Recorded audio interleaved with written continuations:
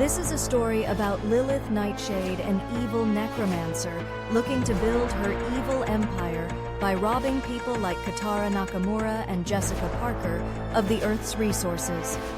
Lilith Nightshade was born in Shadow Vale Village and was considered a monster by the other kids when her powers were given to her by a curse.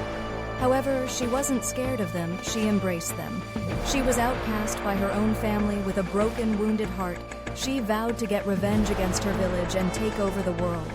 Driven by a desire for revenge and a hunger for power, Lilith Nightshade was too powerful to be stopped.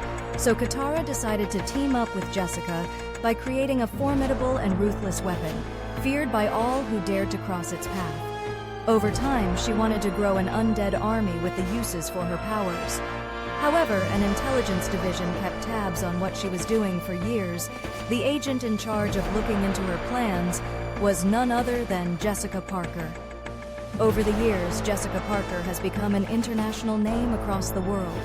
Katara Nakamura sees this and tries to stop Lilith Nightshade on her own. Barely escaping with her life, Katara is brought back to health using Jessica's technology on her aircraft.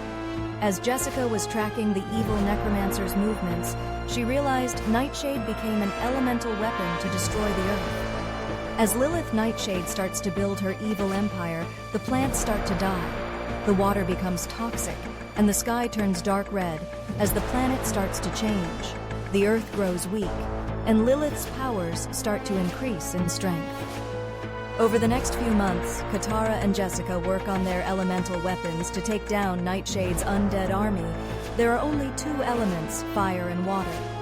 During this time, Katara tells Jessica 2 locations where they can find special-grade water and fire to eliminate Lilith's undead army. One location where the special-grade water will be underground beneath the Hikarizora Shrine, and the second location, where the special-grade fire will be underground, is the Kazahana Temple.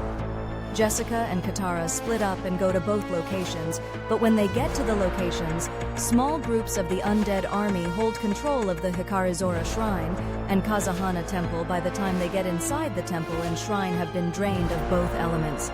So Katara and Jessica realize they have to face Lilith Nightshade and fight her undead army together, so they go to Shadow Vale Village where her powers are the strongest. Jessica and Katara fight to get the elements imbued into their weapons, but they are put under control by Lilith, and her fire and ice start to transform them into minions of her undead army. But they end up breaking out of her control, which grants Katara and Jessica the power to overwhelm Lilith and put an end to her reign of terror by sending the Necromancer to the spirit realm of dark magic sorcerers. But the time they defeat Lilith Nightshade, they realize she had done a lot of damage to the Earth in her reign of destruction, so they end up clearing out entire continents of undead minions. This takes years to accomplish. By the time this is done, the Earth regains its strength, plants start to grow back, water becomes clean, and the sky becomes blue with a rainbow shining in the sky after the war, bringing the fight to an end. To stop events of demonic sorcerers and witches taking over the Earth again, Katara and Jessica create the Eclipse Talisman, a mystical amulet crafted from a rare, dark crystal found only in the deepest caves of Asahimura. The talisman is set in a frame of enchanted silver and gold, inscribed with intricate runes and symbols of protection and binding. At its center, the crystal glows with an eerie, otherworldly light, pulsing with the power of both the sun and the moon, representing the balance of light and darkness. Shadow Crystal, a rare crystal imbued with the essence of darkness, capable of absorbing and containing dark magical energies. Celestial Metals, enchanted silver and gold, representing the balance of the sun and moon, used to forge the frame of the talisman. Runes of Binding, ancient symbols carved into the frame, used to bind and contain powerful magical entities.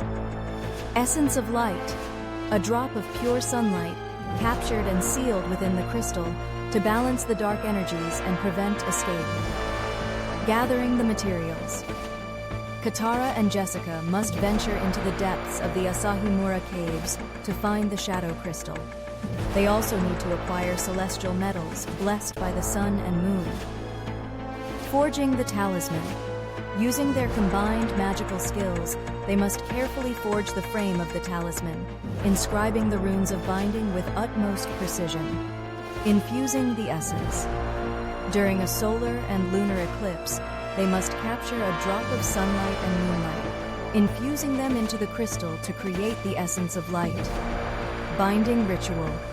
In a sacred circle, surrounded by protective wards, they must perform a powerful incantation to activate the talisman, sealing Lilith Nightshade within the spirit realm. Once completed, the Eclipse Talisman acts as a prison for Lilith Nightshade.